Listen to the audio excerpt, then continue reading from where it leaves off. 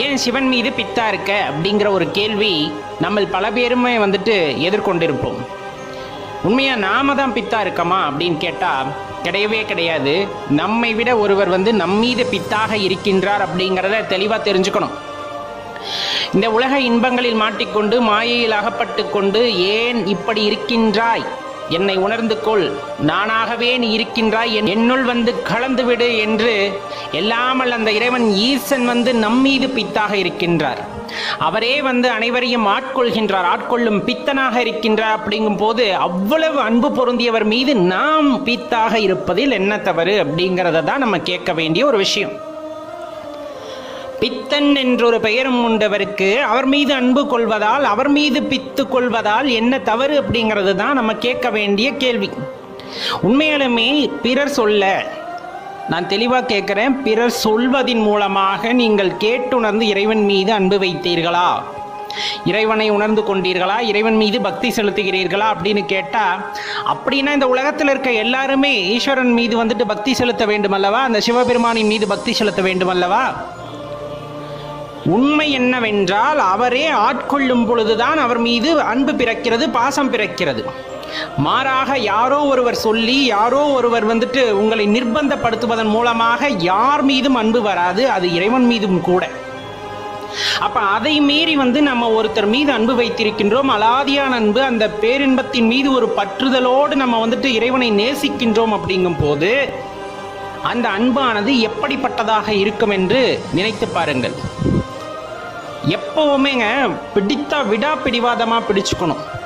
இப்போ அவரே ஆட்கொண்டா மட்டும்தான் நமக்குள்ள அவர் மீது ஒரு பக்தி வருகிறது, அவர் மீது ஒரு ஈர்ப்பு வருகிறது. அப்படிங்கும் போது சில நேரங்களில் இந்த மாயையில் அகப்பட்ட மனதானது அவரை விட்டு கொஞ்சமாக விலகி போகிறதை நீங்கள் உணர்ந்த உடனே இருகவரின் காலை பற்றி பிடித்துக் கொள்ளுங்கள். எப்படி?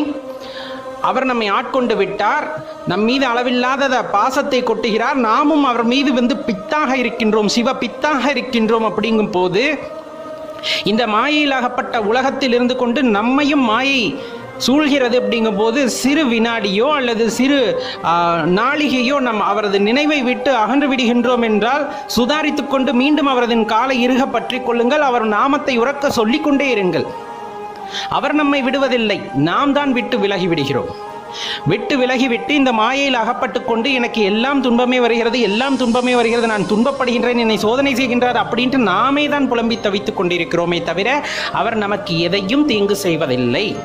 பெருமான் நமக்கு எந்த தீங்கையும் விளைவிப்பதில்லை. மாயையால் மாட்டிக்கொண்ட ஒருவருக்கு பார்ப்பதெல்லாம் தவறாக தெரிகிறது, எதிர்கொள்வதெல்லாம் சோதனையாக தெரிகிறது, வருவதெல்லாம் பிரச்சனைகளாக தோன்றுகிறது.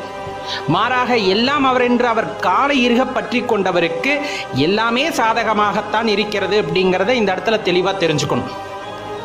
இறைவனை அடைவது அல்லது அவரை உணர்வது என்பது அவ்வளவு லேசுப்பட்ட காரியம் அல்ல. அவர் நம்மை ஆட்கொள்கின்றார் என்றால் அதற்கான பக்குவம் நமக்கு இருந்திருக்க வேண்டும். அதன் மூலமாக அவர் நம்மை ஆட்கொள்கின்றார். எதற்காக ஆட்கொள்கின்றார்? நல்லா தெரிஞ்சுக்குங்க. உனக்கு அந்த தகுதி வந்துருச்சு ஐயா, நீ இறைவனை உணர்ந்து கொள்ள வேண்டிய அந்த தகுதியானது உங்களுக்கு வந்துவிட்டது, உங்கள் மனதானது சுத்தமாகிவிட்டது. சலனமல்லாத நீரில் தான் உருவம் பிரதிபலிக்கும். அதே போலதான் இப்போ உங்க மனது சலனம் இல்லாமல் இருக்கிறது, அன்பு உருவாகி இருக்கிறது, பிறருக்கு எந்த பிரச்சனையும் செய்வதில்லை, இந்த மாதிரி ஒரு நற்குணங்கள் உங்களிடம் வந்துவிட்டது, பக்குவம் அடைந்து விட்டீர்கள் என்னும் போது இறைவன் உங்களை ஆட்கொள்கின்றார். அப்படி ஆட்கொள்ளும் பொழுது நாம் அவரையே நினைத்து உருகி வழிபடும் பொழுது அவர் நமக்கான பாதைகளை வகுத்து காட்டிக்கொண்டே இருக்கின்றார். ஆனால் ஒன்று, அவரை பிடிச்சுக்கணும், அவர் நினைவிலிருந்து நாம் விலகக்கூடாது, அவர் மந்திரத்தை சொல்ல மறவக்கூடாது. இப்படி இருக்கும்போது கண்டிப்பாக எல்லாமே நல்லதாகத்தான் நடக்கும். நமக்கு வருகின்ற சோதனையாவது வேதனையாவது எல்லாம் அவருக்கு என்று சென்றுவிடும் போது எதுவுமே நமக்கானதாக அங்கு இருக்கப் போவதில்லை. அப்போ அந்த மனது தெளிவடையணும், மனது சுத்தமாக இருக்கணும், சலனம் இல்லாமல் இருக்கணும். அப்படிங்கும் போது நம்ம கிட்ட இருக்கக்கூடிய சில விஷயத்தை விட்டாகணும். ஒரு நல்லது நடக்கணும்னு நினச்சிட்டோம் அப்படின்னா சில கெட்ட விஷயங்கள் நம்மளிடம் இருக்கிறது அப்படின்னா அதை விட்டாகணும் இல்லையா? அதே போல தான் ஞானம் பிறக்க வேண்டும் என்று நினைத்து விட்டால் அஞ்ஞானத்திலிருந்து வெளிவந்து விடுங்கள். அப்படி வரும் பொழுது எல்லாமே நமக்கு சாதகமாகத்தான் நடக்கிறது. இறைவனை பொறுத்தவரையில் நமக்கு சாதகமானதாக, நமக்கு இன்பம் கொடுக்க வேண்டியதாக என்னென்ன இருக்கிறதோ எல்லாத்தையும் பார்த்து பார்த்து தான் நமக்கு கொடுக்கின்றார்.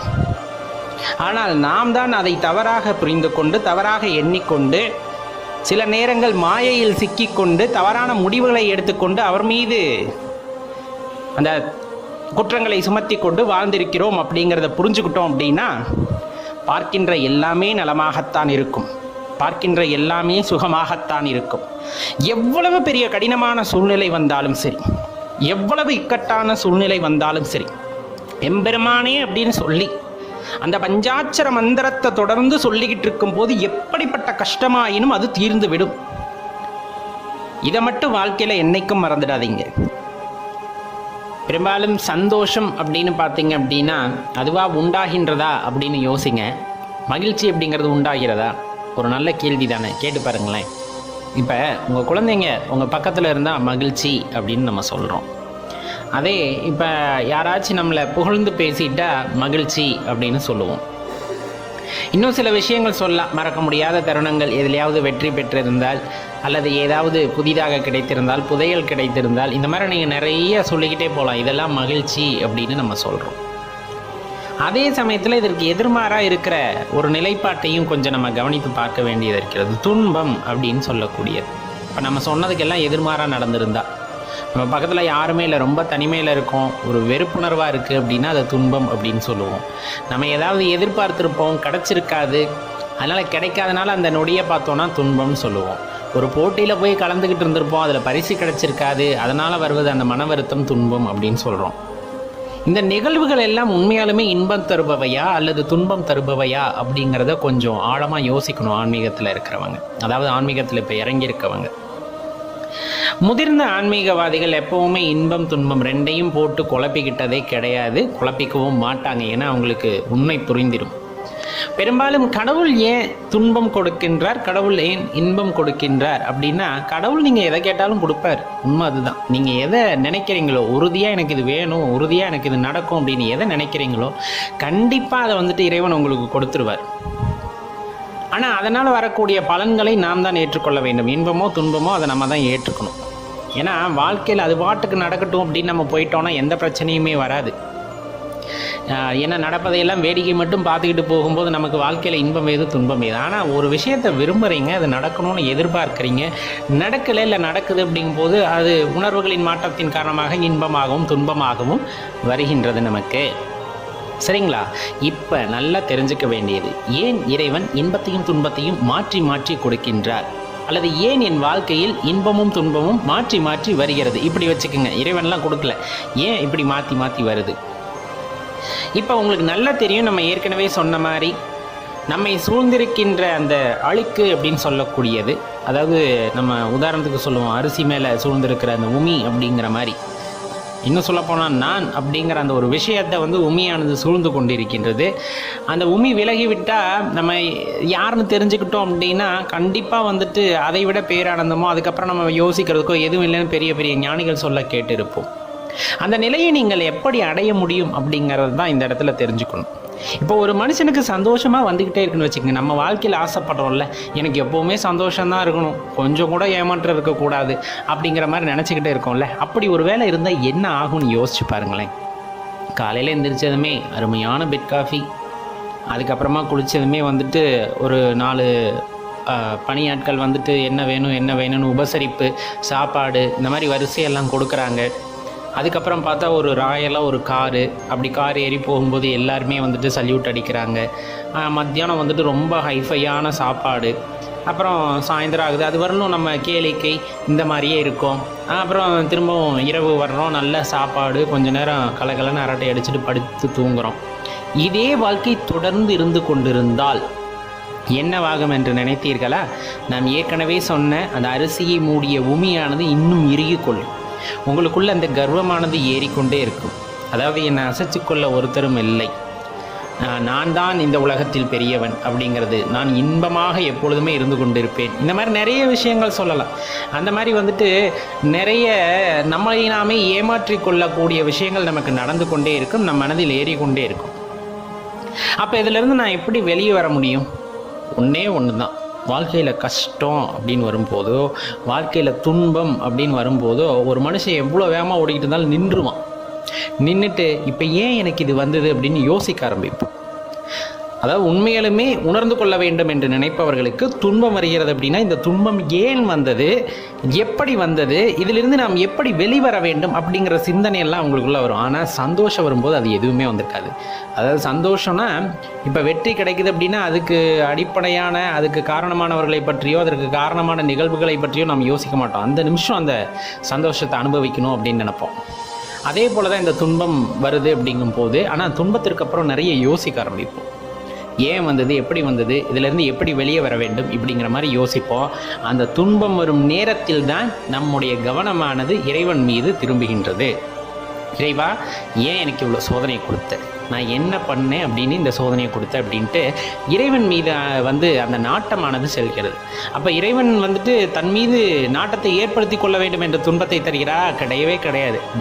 நீயே இறைவன் தாண்டா, அதை உணர்ந்துக்காம இப்படி இருக்கிறியே அப்படின்னு உனக்கு சொல்லணும் அப்படின்னா உனக்கு துன்பத்தை கொடுத்து தான் ஆகும். அப்போ வாழ்க்கையை உணர்ந்துக்கணும் அப்படின்னு படிநிலையில் இறங்கி போகிறவங்களுக்கு துன்பங்கிறது பெருசாக தெரியாது.